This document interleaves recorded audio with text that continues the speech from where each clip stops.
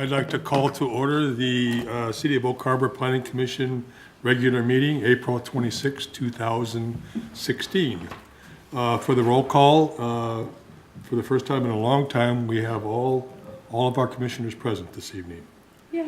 The first item on the agenda this evening is the approval of the minutes of April 13th, 2016.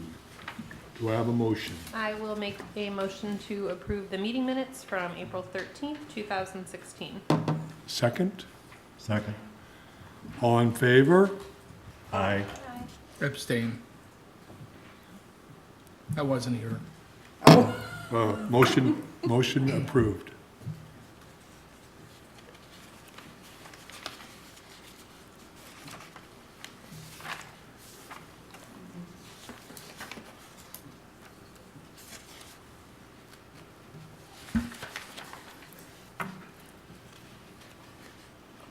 The second item on the agenda, as is with all of our meetings, is that we accept public comment for items not otherwise on the agenda for the first 15 minutes of the Planning Commission meeting. Noticing that there are some folks in the audience, do I have any takers? If not, we'll close that portion of our meeting. Item 3 on the agenda is non-conforming use code amendment.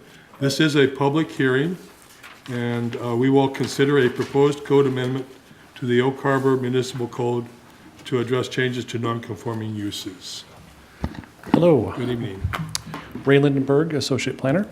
Thank you for having me up here.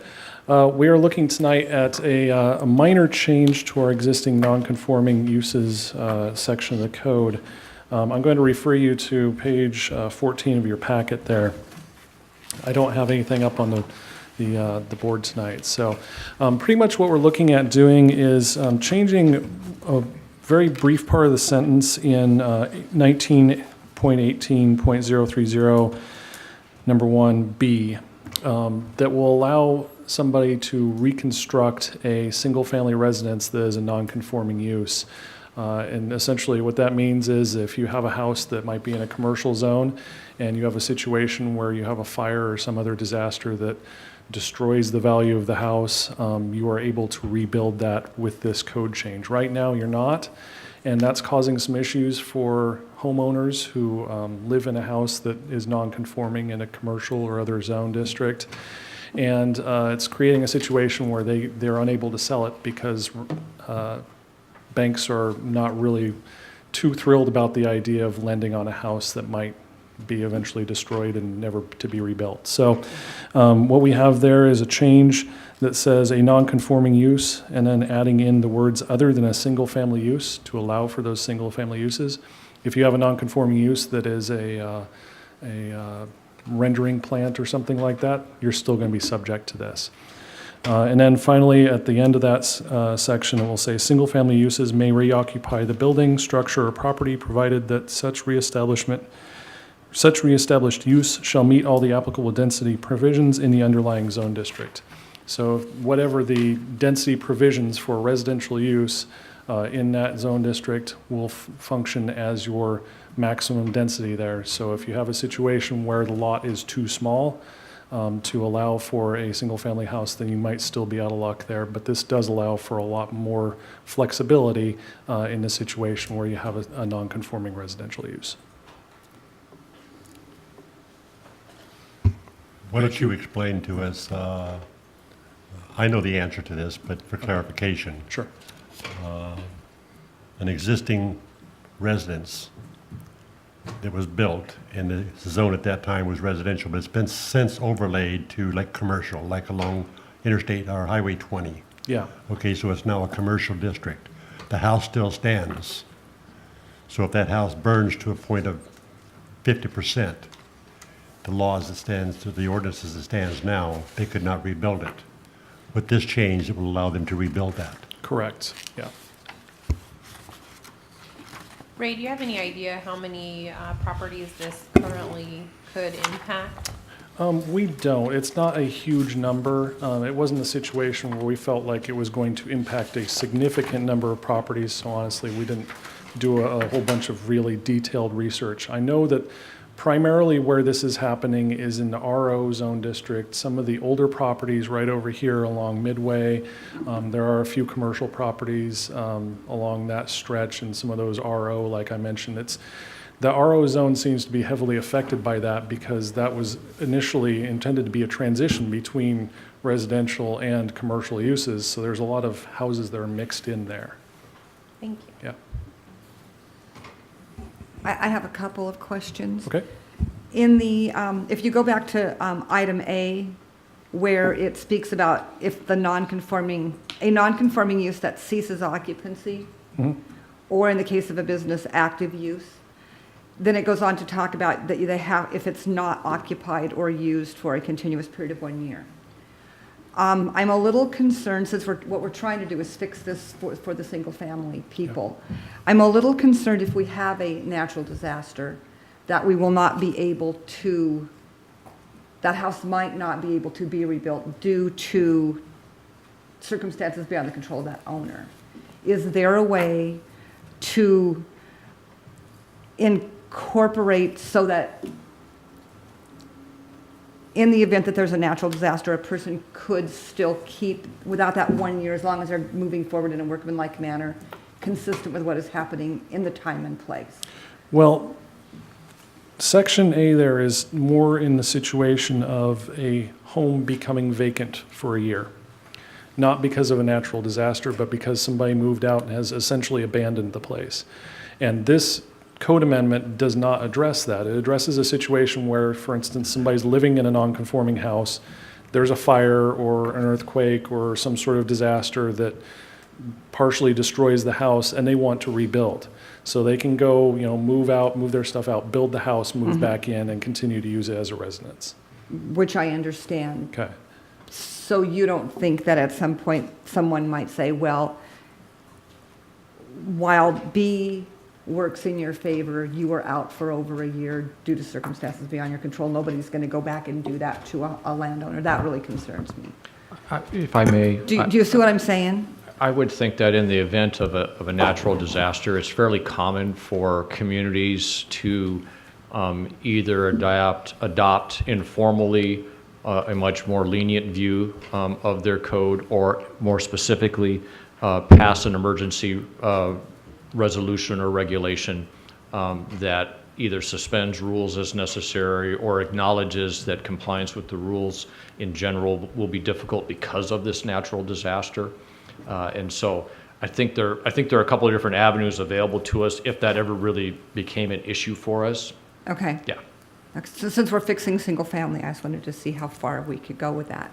And then my other question, in the second addition, the single family use may reoccupy the building, structure, or property, provided that such reestablished use shall meet all applicable dignity provisions of the underlying zoning district.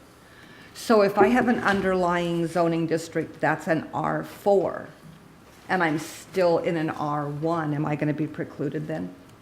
Because isn't my underlying district wrong then? I'll leave that one for you, Steve. I think maybe, Ms. Peterson, you're mixing up zoning district and use. Okay, So the use is a single-family use, but the Right. zoning is not a single-family zoning, and that's the issue that we're trying to address. So let's take the example that Ray used before. We have some RO zoning along Midway. At one point in time, those properties were zoned for single-family use, and so somebody built a single-family house. right. In today's world, that zoning is RO, but the use is still a single-family use. So the district reference here is basically telling us that you have to follow those density provisions, which is actually broader than just density. It also addresses issues like setbacks and other things. So you follow the rules that apply to that zoning district, but you still get to reestablish your single-family use. So zoning district is separate from actual use. And that's why we need this code amendment, is because today they wouldn't be able to continue that use if they cross that 50% threshold. Then In what? other words, you won't have R1 and R4 zoning on the same piece of property. Correct, So you only have one zoning district right. per property. Okay, Okay. all right. It seemed like potentially a big old loophole to me, and I wanted you to clarify that for me. No, Thank you. it's, what we're really trying to say is you get to get your use back, but you're going to follow the appropriate provisions from the zoning district when you're rebuilding. So I'm sorry to be dense, but does that mean then that if I'm in an R4, I can't rebuild an R1? I can't build a single family? No, the whole point is that you can. Okay. Apparently I'm misreading something because it doesn't seem like that to me. So, the fact that we say single-family uses may reoccupy the building, structure, or property conclusively establishes that that house gets to either be rebuilt or repaired so the use is there, right? So the first part of it says you absolutely get your single-family use back. Correct. The second part of it says that you're going to follow all of the underlying zoning district standards which apply as they would apply to that single-family use. Okay. Okay? Okay. So we're going to follow the correct setbacks. We're going to make sure that we're not Okay. exceeding Okay. lot coverages and all of the other underlying things that go into the permitting for a structure. Okay. Yeah. All right, thank you. I think the important thing too is in the residential districts and in all the zoning districts, there is a section that says density, and that's not just referring to how many units are on the parcel, but it also has, like Steve was mentioning, the setbacks and lot coverage and things like that too. So that's kind of the focus there, I think, is density as in the setbacks, Okay. how it fits on the property. Okay. Okay. So Steve, a clarification, underlying zoning district, would that be R1 in this case, or would it be RO? It would be RO in my example. Yes. So in other words, you would have to conform with the RO setbacks and, Right, which would actually be better for you But than the R1. yes, Yeah. thank you. Okay. What we're really trying to do, planning commission members, is to meld the best of both things, right? We're trying to let that use be reestablished, but we're also trying to make sure that they still get to take advantage, if you will, of the setbacks and other things which apply from that zoning district. Maybe as a side note,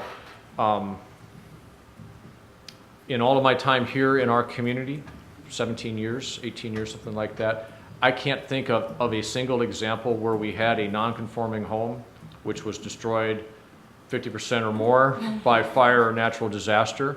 So I think the reality of us having to actually apply this code provision is pretty small. The chance that we're going to have to do that is pretty small. But the question has been raised. But the question has been raised purely from the perspective of, look, in today's lending institution world, they're not going to lend on a home that can't be rebuilt. They're just not going to do that. And so we saw this as you saw in your staff report, we saw this as a roadblock to continued use of those single-family properties. Any other questions of Ray? Well, this is a public hearing, and I need to open up the hearing for, I'm going to do that now, so I'll open it up and ask for anyone in the audience that would like to address the issue to step forward.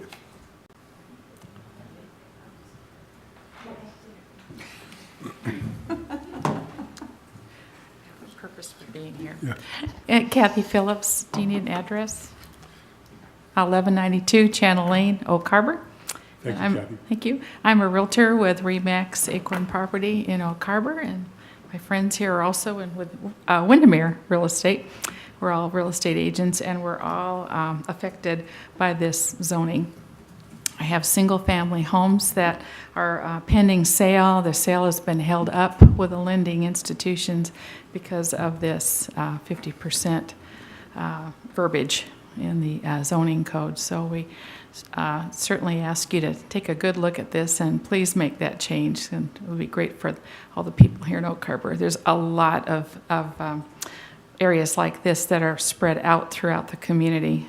Mine is on Southwest 8th, which is right off of SR 20. And and theirs is on Southeast 9th. So they're all dispersed within the community. Thank you. Okay. Thank you, Kathy. Any other public comment?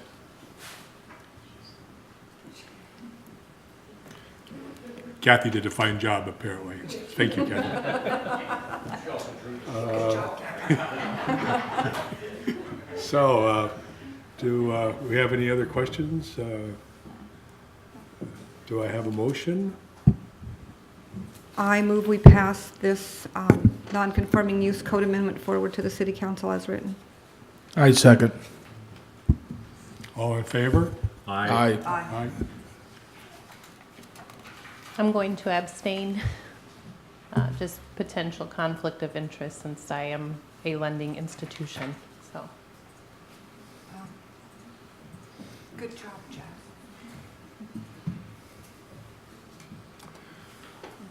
We've registered the vote and it's passed. We will go on to the next agenda item now, item number 4, the 2016 Comprehensive Plan Update. This is a public meeting and Senior Planner Kat Kamak will direct us through this. All right. Good evening, Kamak Senior Planner. Glad to see a full commission. So just to get some of the new members caught up with our 2016 update. So this is a major update to our city's comprehensive plan, and the state requires the plan to be updated to reflect the changes in laws and other requirements that they've had over the years. And so the city has been working on this update for the last 3 years. We've been slowly chipping at it in different ways, and we are here at the home stretch. In a couple months, hopefully before June 30th, we will have the plan in front of the City Council for adoption. So we went through, when we started the process, we kind of identified what we were going to do in terms of scope. We were going to update some of the essential elements that are required. We had a big checklist from the state that we checked our comprehensive plan against, and we said, we're going to update what is absolutely necessary. Our comp plan has many more elements in it than what the state requires. And so we said we'll update all the required elements. We'll try and update all the other elements for statistics, not mainly policy changes. And then after the major update is done with all the required elements, we'll slowly start chipping away at some of the other elements that we think need substantial changes. So some of the elements are going to be changed over a span of next 2-3 years. But we are updating some of the most required ones. And if you remember, we updated the land use element. That was one of the biggest changes. It's one of the workhorses of the comprehensive plan that sets the kind of foundation for most of the other plans. We made some major changes to that. We looked at the housing element. We updated some policies and some statistics on that. And we looked at the environment element, the urban growth area element. We amended the countywide planning policies that incorporated new policies, and so we had to reflect that in our urban growth areas, and so we did that with our update. We are going to look at a brand new transportation plan, and from the transportation plan we'll get a transportation element, a little extract from that. And so tonight we're looking at a couple elements. We're looking at the utilities element and the government services element. Now both these elements are not necessarily required by the state, but we're looking at it just because there are some information that could be updated. The last time these sections were updated was in 2005, I think, and some of them even before that. So we didn't want to have that old information there, so we wanted to update the information, but again, we're not looking at any major shift in policies with these items. So I'll quickly go through my presentation, and then if you have any questions at any time, we'll take them. So for today's meeting, we're looking just briefly, again, these are draft, and draft copies are in your packet. Utilities and government services element, we'll look at the, you have a copy of the draft transportation plan in your packet. From that draft transportation plan, we will extract a transportation element, and we'll have some of the goals and policies and some basic information we need to have in there. We're also going to look at a draft of a development regulation update related to how land use impacts zoning districts. And we'll do a quick update on the countywide planning policies. The countywide planning policies have been adopted, and the county is implementing them, but we have some challenges, and we're going to just let the commission know what those challenges are and how we're working it through the county, through those challenges. So for the utilities and government services element, again, it's a minor update. We're updating just dates and statistics, some of the old information on there. We're removing any outdated or obsolete information. We do have a lot of that in the plan, and if you look at the strikeout version, some of it does not apply today. We're tweaking or clarifying some statements just to make it clear on what the intent was. We're strengthening some policies just based on how they are applied currently, or if the requirements have changed since then, or if current practices are in a way that is slightly different from them. We just have strengthened some of the policies. Of course, we wanted to always eliminate redundancies. We have a large plan, a lot of policies. In the existing plan, we have a lot of references to other sections of the adopted plan, so we wanted to kind of limit that. And we also there were a lot of things in the comprehensive plan that we don't believe is comprehensive in nature, because sometimes when you have information in there, it changes immediately after adoption, and that's not necessarily the nature of comp plans. So we wanted to take some of that information out. It probably belongs elsewhere. And we also wanted to kind of change the tense to a more active tense wherever applicable. So those are some of the changes that these two elements cover.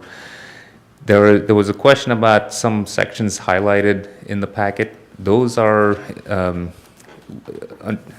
our comprehensive plan also tracks information from other agencies such as schools, libraries, and so on. So we have sent that information out to some of these agencies and have asked them to update or give us information, and we haven't heard back from them. So once we get that information, we'll put that in. So it's just highlighted as a reminder for us that will change or likely change potentially. So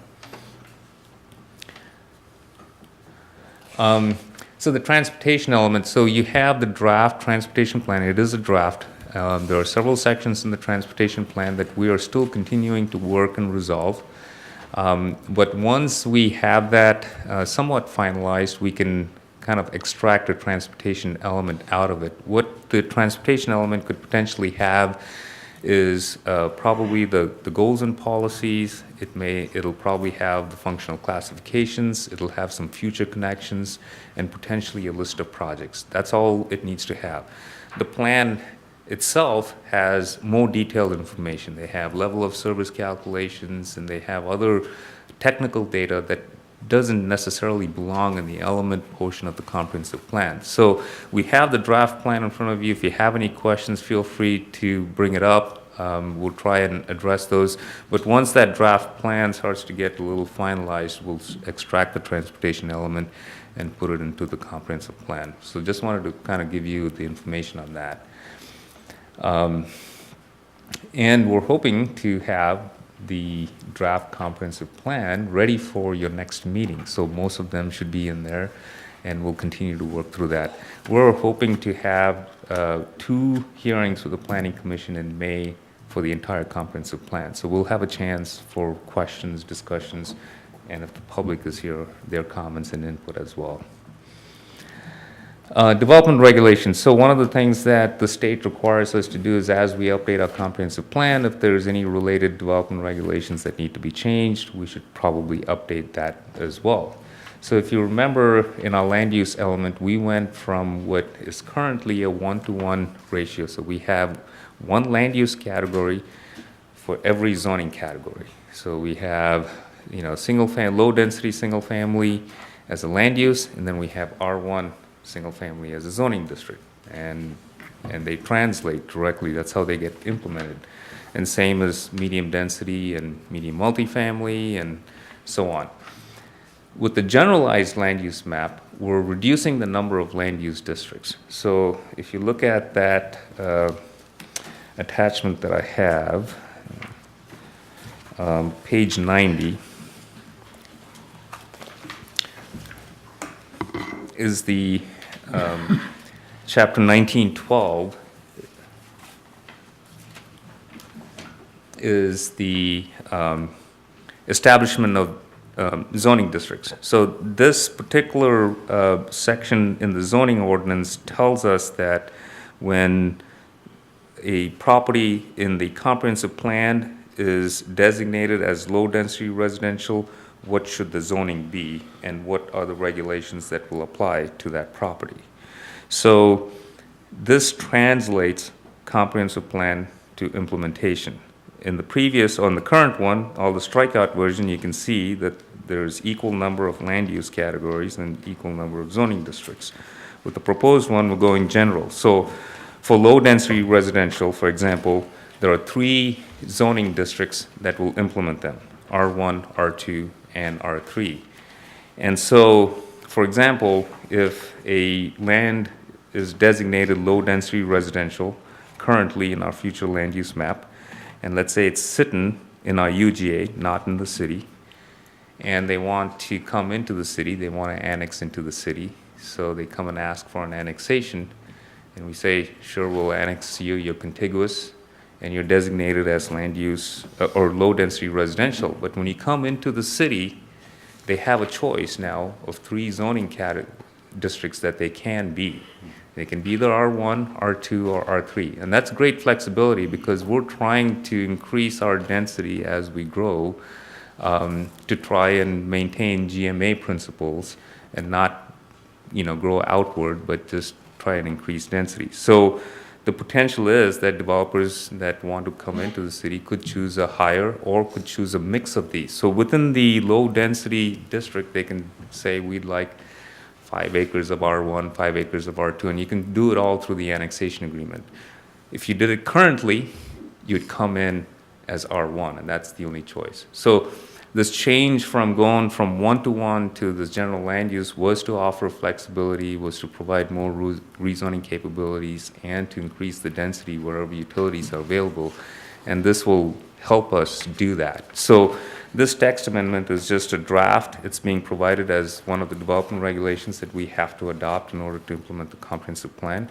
And we'll bring it through the hearing process in the next couple months. But we wanted to give you a draft, and if you had any questions, we wanted to address that right now. So, and then the countywide planning policies. Any questions so far? And if you have any, we'll come back to them. So countywide planning policies, just wanted to give you a quick update. So wanted to give you an update on what the county is doing. I bet you all read in the newspaper that they have chosen to delay their comprehensive plan adoption. The way they go about doing that is that they actually file with the state, and they have to do a resolution of the progress that they have done so far, and they also will have to give a schedule in terms of when they're going to actually adopt it. So they are hoping to adopt it by October, so they're asking for a 4 or 5 month extension. One of the things that we were concerned about with them delaying their comprehensive plan and how it may have affected our comprehensive plan is there was a idea that they had of shifting some population from rural to urban in the North Whidbey area. And I think we discussed this a couple meetings ago. And they have chosen not to do that at this time.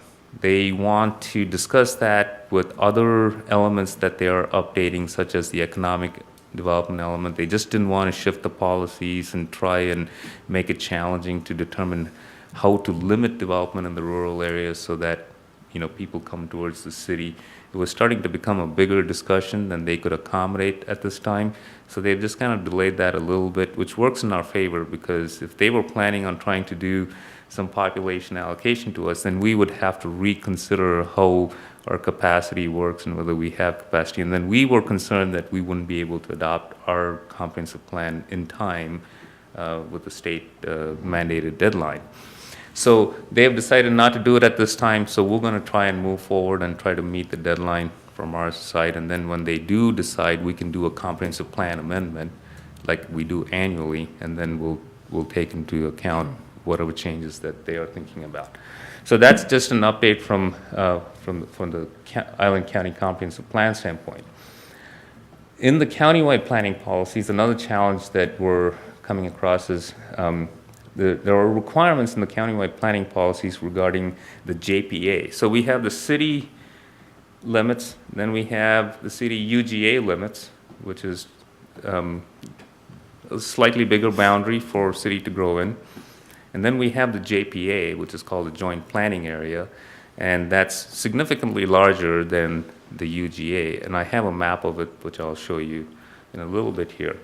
Now, in that JPA, the countywide planning policy says that those are areas where the city can potentially expand its UGA if population increases.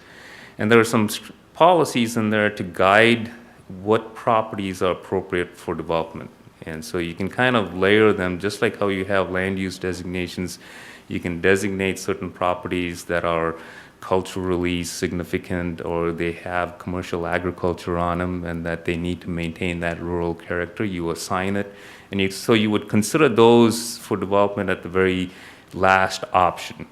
And then there are other pieces of land that are prime that could be used for development, and then you would designate those as potential growth areas. So it's kind of a planning tool, and so there were some policies in there that would help both the county and the city determine what lands were appropriate for that growth. Well, when going through the policies, there were several challenges that came up. One was the JPA boundaries itself, and so it's better to look at it with the map. So the light gray area is the city boundary, and the dark gray is the UGA. And this black line outside here is the JPA, the Joint Planning Area. And this map kind of shows you some of the initial designations that could potentially be laid over some of the county parcels. There are about 6 criteria that you could use to designate land, and these are ones that the hatched properties are designated for commercial agriculture, and they are designated for lands that are not suitable for growth. So that's just indicated on this. And all the white area, the county wants to, now let me backtrack a little bit. So, and I know you can't, it's hard to read here, but I'm just going to point out, it's not really important at this meeting that we dive into what those 6 criteria are. There's 1, 2, 3, 4, 5, 6, and they range from commercial agriculture to lands constrained by critical areas to land between critical areas and potentially growth areas. And there's like 6 criteria. And if you actually took each of those criteria and tried to apply them to the entire UGA, you'll be left with very little land that you can actually expand into. And so that was becoming challenging. So we kind of took a step back and said, let's not go there yet. Let's relook at this. So one of the things that we're looking at in terms of trying to deal with that challenge is to just identify the commercial agriculture land in the JPA. And the rest of it, we leave it up to the landowner to decide what they want to designate. Instead of city and county trying to come up with it, we'll do a landowner-driven designation. And the county is very amenable to that, and they've done the same thing with the Langley. So they're considering that. So that's one of the solutions that we thought we'll come up with, so that we don't designate something. It's always very difficult to backtrack once things are designated something. And sometimes a person that wants to develop your land, and if it's designated not for development, it's a challenge. If somebody doesn't want to develop their land and it's designated for development, that's a challenge too. So we're like, why don't we let the landowner come and make a request, and then we can weigh it based on this criteria and see what we can do. So that's one thing. But the other challenge itself is the JPA boundaries. JPA boundaries were drawn, I think, in 1995 when the first comp plan was put into place and the interlocal agreement was put into place. And if you look at all these areas in the JPA, you're going, well, why are these areas in the JPA? Because we're never going to grow into that area. They're already restricted by the accident potential zones and the noise zones. So why have them in that planning area and try to plan for them? They're not going to grow there. So there's an entire discussion going, okay, why are we looking at that? Why don't we change the JPA and actually plan for the JPA to go further south? And that way it makes sense trying to plan for somewhere where you actually can grow instead of planning, including areas that you can't grow into anyway. So we'll probably look at this. It won't affect anything in our comp plan, in our comprehensive plan update. So we can go ahead and do our updates, and then we'll continue to work with the county to try and do this exercise. But just wanted to give you an update because I think these are discussions that are happening at the county. They'll probably get into the newspaper and people around Oak Harbor will know about it. And so we wanted to just let the commission know what's going on and that we are continuing to work with the county to resolve these issues. So it's an ongoing discussion. So just wanted to share that with you. This is the map. This is the map that has, that the county tried to use those 6 criterias to designate land. And you can see the blue areas are the ones that you can actually grow into. So if all this JPA, we end up with just that. And so we didn't think that that was a good planning exercise, and it didn't make sense. So that's why we're kind of backtracking a little bit and going to re-look at how we can actually address that. So that's just an update. That's all I have. So we have pretty much come to we covered most of our elements, like I said, with our 3 years of process. And next meeting, we'll have a draft comp plan in front of you. We'll probably have some things we'll still be working on, but at least we'll get a draft in front of you, and you can start to look at the entire document. And then we can, if there are any questions related to that, we can start addressing them. But just wanted to share as much information that we have with you, knowing that it's still a work in progress. But if you have any questions, we'll be happy to address right now. I mean, on the elements or on the draft transportation plan, we will take questions on any of those. So.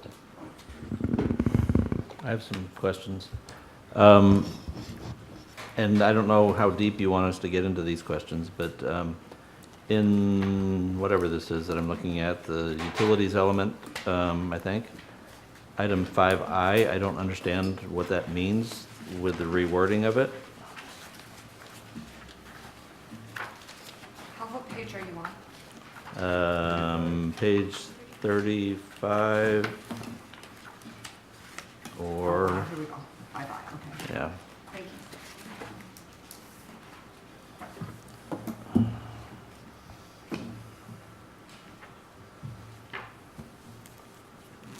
I don't understand what that means. Me neither. No, I'm just kidding. Okay, moving on then. So, I think what that is, I mean, that's a policy that basically when we go into conservation mode for water especially, we have signs and we have many things that we try and reach out to the public to do themselves before we kind of take action on our sides to restrict water. And I think that's kind of what it says. Mainly it's to conserve water or to promote recycling and also manage. I mean, For example, when we had that big rainstorm and our sanitary sewer systems were overwhelmed, those are times when we just have to do some public outreach, and I think this policy just kind of reinforces that. Yeah, unfortunately, as it's written as a sentence, it doesn't work. Yeah. No. We'll wordsmith that. Okay, in the government services element, looking at page 60, the discussion of item 2D, you talk quite a bit, or whoever wrote this talks quite a bit about the fire department manning, and the word volunteer is crossed out everywhere, and it is replaced with paid on call. But the discussion continues to use the word volunteer, and I'm wondering, do we still have volunteer firemen, or are they all paid on call? And if it's all paid on call, then we need to change that. I think they're all paid on call, so we'll change that. It just needs to be Good catch. consistent Yep. in the no, two good sections. catch. I believe we have volunteer as well. Don't we have volunteer as well? I know Northwoodby does, but I don't know about the city. I think they're all classified as paid on call. Oh, that's how they're classified, okay. Then a couple of questions for the transportation element, if you want me to move into that. Yeah, sure. So on page 5, when it's talking about the 2005 plan that was done by WASDOT for the Highway 20 corridor, it says in there, as of June 2015, the project was funded by the Department of Transportation. Does that mean that one of these crazy plans that's in the back of this thing is actually going to happen? What does that mean? Do you know? Experts. That means that WashDOT is planning to move forward with major highway improvements to the south end of town in the next decade. Are they going to? The centerpiece will be roundabout designed intersections. But at this stage, we don't know how many intersections the project will encompass and the other associated changes that'll come with it. It's still a concept. Okay, so some of the details, like shutting off access from Scenic Heights, where you actually have to drive out of the city to get back into the city, that's still open for Yes, possible yes, it'll future be changes. quite a few years before a decision like that is made on the Okay. project. And my final question, in the capital plans, chapter 6, starting on page 38, it talks about what the priorities are, the main priorities and then the contingency projects. And this comes to a question that I asked Mr. Powers a few weeks ago, but I didn't remember the context exactly of. I know that there has been a lot of talk in the United States Congress, it may come to fruition after the elections, of coming out with some kind of transportation infrastructure bills. Do we have such a thing as shovel-ready projects? If they come down and they say, okay, we're ready to provide grants of $10 million for shovel-ready projects, do we have such a thing? Not now. We don't. Is there any way that we would have those? I mean, other than, infrastructure like the sewer plant that's essentially shovel-ready, we're already digging. But for city streets, do we have anything like that? Not currently. There's risk that goes with that. Oh, yeah, You I can know, yeah. spend, you can design your project and put it on the shelf so it's shovel-ready. And then conditions change and your project's no longer relevant, or that funding stream is gone and things are done in a different way, and that money's not well spent. That shovel-ready mechanism was part of trying to recover from the recession. Right. And was not particularly effective under the ARRA funding either. I think there were a number of jurisdictions across the country that just couldn't take advantage of that. In fact, the Navy, I think, had their own problem trying to take advantage of quote-unquote shovel-ready projects through that same funding source. So it's kind of a misnomer, like Arnie is saying. If you have something like that sitting on the shelf, you've already spent considerable funds to get to that point. So it's kind of a chicken and egg kind of a thing. Yeah.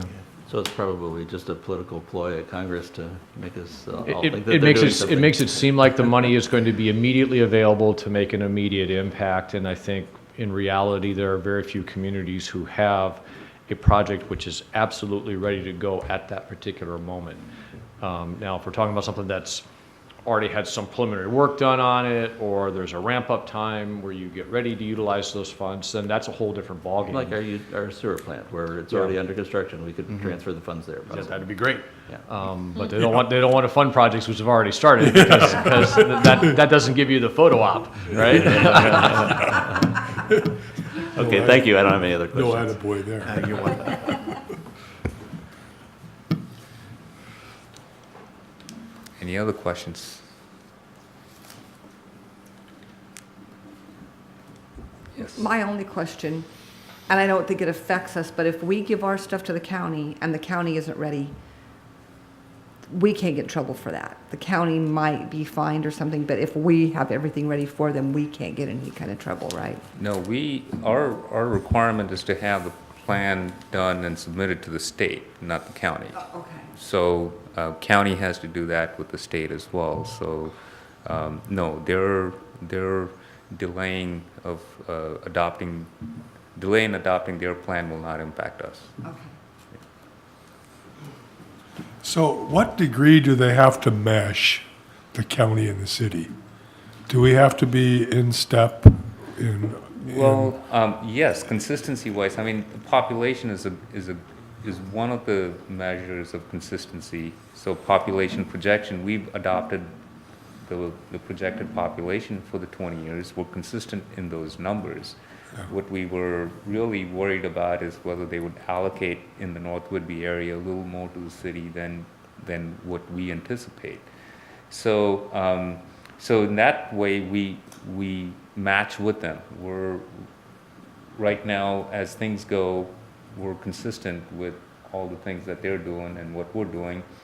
We've coordinated the transportation plan with them, so our transportation plan is coordinated with them as well in terms of roads and improvements surrounding Oak Harbor. So we are consistent with them. It's only when they decide to do something above and beyond what is already consistent that we would have to try and match. And right now, we don't have much of that. If I could be so bold as to say, do they take our work or do they do their own work when it comes to population studies, and are we sharing it? Yes, it's a collaborative effort.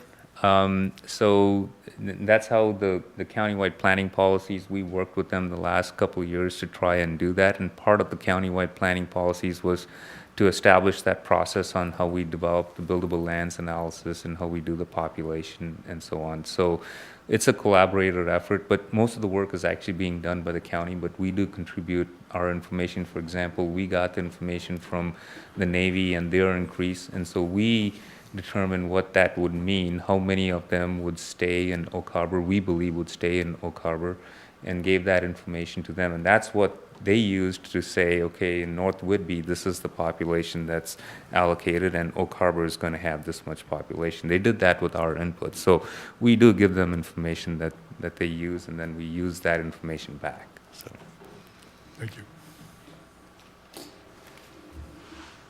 anything else? All right, thank you. Thank you, Kak. And the last item on the agenda this evening is a update on the Windjammer Park integration plan. Steve will take this. Thank you, Mr. Wassinger, members of the Planning Commission. Yeah, just a few quick slides to continue our monthly briefings, I think almost monthly briefings for you on where we are in the Windjammer Park integration plan. Of course, we're fortunate enough to have a couple of your members participating in that process. And so first slide is just sort of a reminder for you, as well as members of the audience, what that process has looked like to date. As you know, we convened this community advisory group. We've had 4 meetings with them so far. We've gotten a lot of very well thought out and valuable feedback from them. Things such as what are the given elements in the park, what are the priority park elements. So we've utilized, I think, a good cross-section of individuals to get good input on our park planning. So far, what we can see is that the CAG members reflect a high level of satisfaction in the draft plan, recognizing that we've got a lot of interest in our community, a lot of varied interests, and how do we balance all of those things. So it doesn't mean that everybody's wild about every single piece, but I think what we have learned from them is that they think the process has been good. That's the last bullet point, in fact, that they seem to be satisfied by the process and that they've been able to have meaningful contribution in the draft plan. So where are we most recently? Well, we had a big meeting on March 29th. It was both a CAG meeting as well as an open house. Roughly 30 attendees there in terms of members of the public. So the first hour of that, I think you've already heard from me. The first hour was the CAG meeting. The second hour was the open house. We then, the next day, for about a couple weeks, opened up an online open house. So people who didn't have a chance to come in person could have a chance to give us their comments via an online mechanism. And as you can see up there, we had 356 unique visitors to that open house. We did get 49 in-person and online feedback forms, and I think the majority of those were the online feedback. So it tells you that part of the process really works in our community. I think we've seen that in other aspects of this project as well. And again, the idea was to get feedback on what was presented as the draft plan preferred concept at that point. Okay. So what did we learn through that process? Family-friendly elements and activities should be prioritized, especially the splash park. I think it's almost safe to say there's unanimous support for a splash park in our community. Observation that maybe there are an awful lot of different elements in the park plan. And we've had some folks say, I think in fairness, that maybe they think there's too much going on. But it is a large park, it's 28 acres, and so it could also be just a question of scale and really understanding how all those pieces fit together. There was concern expressed both by members of the CAG as well as members of the public about an aspect of the proposed design that might affect the waterside condos, and that was a new driveway access area and parking area. I think that the concept was appreciated in terms of that parking in that particular portion of the park, the access not quite so much. Another idea that doesn't yet maybe have universal support and has, I think, maybe some questions about its implementation is the idea of taking that waterfront trail, which is now a nice straight path and is flat, it's on one plane, taking it and meandering it through some created dunes, sand dunes with native beach vegetation.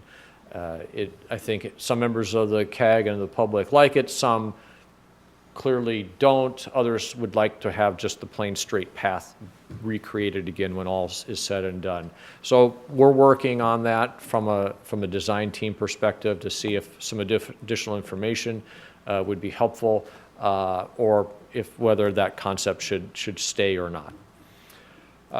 Seemed like the CAG generally supports the removal or relocating of the RV park and the ball fields if other locations can be found. Safe to say public opinion varies on that. One of the things that I think that we're seeing, because we had a lot of participation at this particular moment in the overall planning process, is that maybe we had some visitors to either the website or to the meeting that was their first exposure to the project. And so they haven't had the benefit of all the work that the CAG has done so far leading up to that thought process that talked about, okay, if this happens, then this is okay. So we did get some sort of first-time comments on this topic particularly.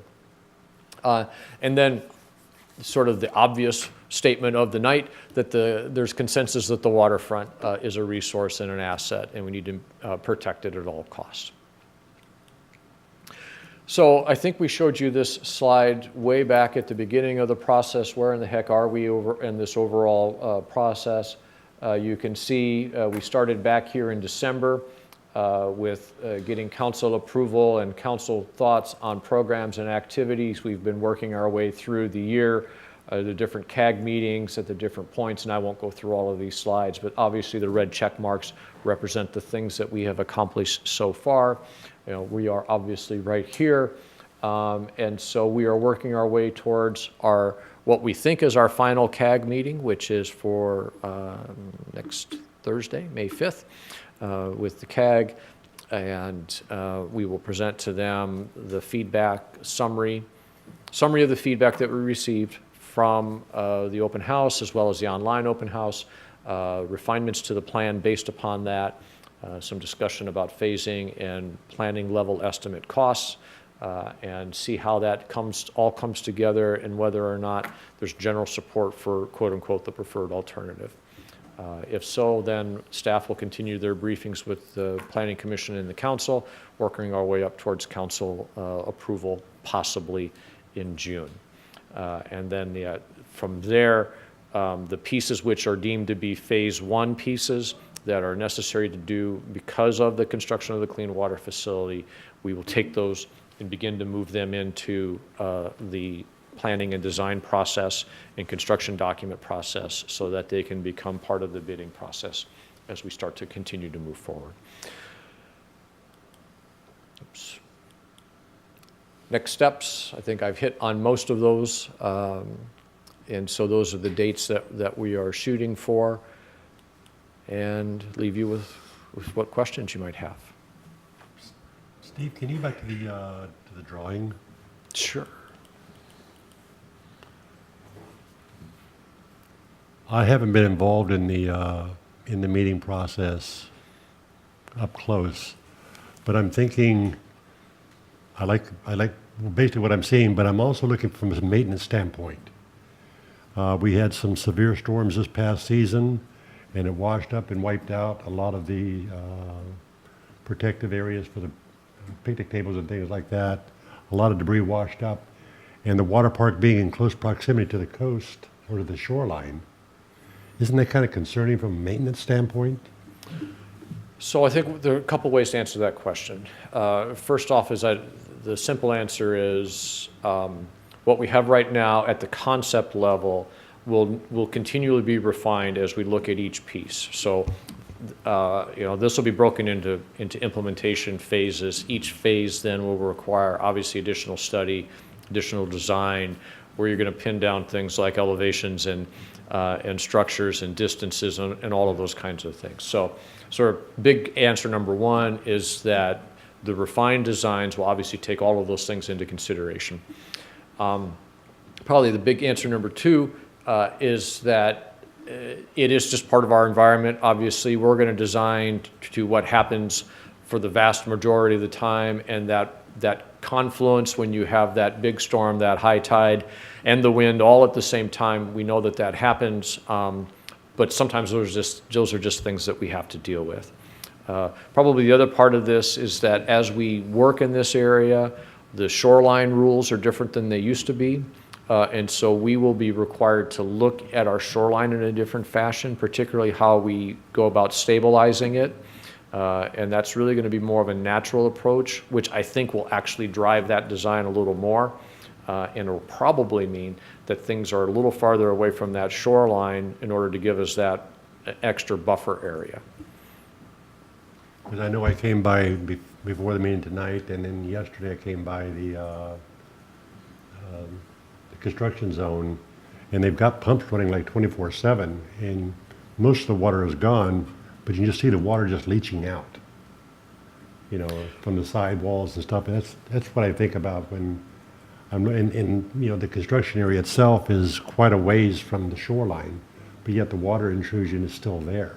Well, we do have high groundwater in that area. I mean, that was obviously what we learned during many of our geotechnical testing, as well as our testing for cultural resources. So we knew that's going into it. One of the things that's not shown here, and it's somewhat related to this, is that in certain areas of the park, the elevation is going to come up because we have a lot of excavated material that we need to get rid of. So the elevation is going to be coming up. Secondly, we're going to be bringing that elevation up because that'll help us deal with the cultural resources issues, because we won't be digging down into the existing soil. We'll be adding soil on top and then building on top of it. So the landform itself is going to change fairly considerably because of that. Well, I just, my point being is just, I hope they're going into consideration, the overall maintenance of the property once it's established, because the maintenance is, I look at a lot of parks throughout different states that are constantly, bringing in new parks. And then I see them fencing off the parks because they don't have the money to maintain them. And why build something that we can't maintain? That's not good for us, so. So that is actually, Due diligence. It's a big part of our process. Obviously, our public works staff is heavily involved. Our engineers sit next to our public works staff, so I don't think they'll let the engineers do something that they can't maintain. Steve, on this proposed plan, is it pretty much in concrete that this is the direction we're headed, or is? No, this is the one that was presented on March 29th and the one that we got the most recent feedback on. I think some of the things that we did hear about that still need to be resolved, for instance, is the pathway itself. I will tell you, I don't think it was universally loved that the path, as shown, is a meandering path, and it now would be introducing some topography to the site, as opposed to the straight, flat path that we have. I think there still is some general concern, but I'll say maybe not quite enough information yet about why we need to do what we're doing up here with the wetland, because that's a regulatory issue that we have to deal with, yet we continue to get comments on that. So as we look at that and continue to explain that, I think that the area which was shown as encompassing some more formalized gardens, there were some maintenance concerns expressed about that. I wouldn't be at all surprised to see those areas reduced in size as we come forward with the next iteration of the plan. Based on the feedback that we've gotten so far, this new access point here to relocated parking here, I'm pretty sure that part of it's going to go away. The conversation has been, how do we access a new parking area from the existing city beach? So there will be some things which are changed. Other questions that I could help with? So if this is the one that we're looking at the most, then am I to glean from looking at that the RV park is pretty much gone? I can't, I'm sorry, my eyes just aren't that good. Well, this version of the plan does not include the RV park. Okay. So it assumes that it's relocated elsewhere. Okay. This version also has all the baseball fields missing. So Yeah. obviously that's not going to happen for a long, long time to come because we don't have money for new Yeah, I baseball just can't, fields. yeah, my eyes just aren't that Well, good. we have to relocate, and that in itself, where? Right. Right. And it's phased in, right? Right, You so do one phase. That's an important That point. could be 30 years down the road. Phases haven't been all conclusively established yet, but there will be some things, obviously most closely located to the new clean water facility where we have direct construction impacts. We have an obligation, both to our community, but then also from a technical perspective due to our permitting, to repair or replace those things that we've damaged for construction. So we have fill material right now over the northern half of the RV park. So council's still going to have to wrestle with that decision as to what do we do in that area when we're all said and done. What is the city's decision with the RV park? The ball fields is another great example. There is no universe that I can imagine the ball fields going away from here until they have been built someplace else. And so that would be part of a future phase, if ever. And so one of the tasks for our consultants is to show us how do all of these different pieces go together so that it can be accomplished incrementally over time. I had a question about the online open house. It surprises me that we had 356 unique visitors, but only 49 actually got through, the 6 or 7 pages of the questionnaire to submit it. And I know from anecdotal, just talking to the people around town that some of them didn't realize that they had to go all the way to the end. Oh. To hit the submit button at the very end. So they maybe put comments down there in the bottom, or answered some of the questions along the way and didn't actually get to the end. So I wonder how many people we actually missed. I don't know. It's a great question. We can see if there's I'm not familiar enough about that process, but maybe there's a way for us to ascertain how many people got partway through and then stopped for whatever reason. I'll make note of that, see if we can follow up with enviro issues. And maybe that's the normal completion rate. I don't know how these surveys work, so.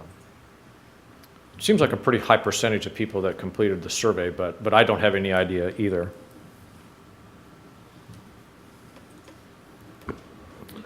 But you also don't know how many of that 49 are in person and how many were online. It's just- The in-person ones, the ones that came in after the meeting came to me, and there were only 2 or 3 that came Oh, in. okay, okay. I don't know how many might have been submitted paper copies at the meeting itself. I don't think that there were a lot of those, if any. So Okay. I believe the vast majority were in fact online Okay, ones. Yeah. okay. So that's it from the staff on this particular one. We'll continue to keep you apprised of where we are, and I thank you for your time. Thank you, Steve. Anything else for the good of the order? If not, I call the meeting adjourned. Mr. Powers, you may have this.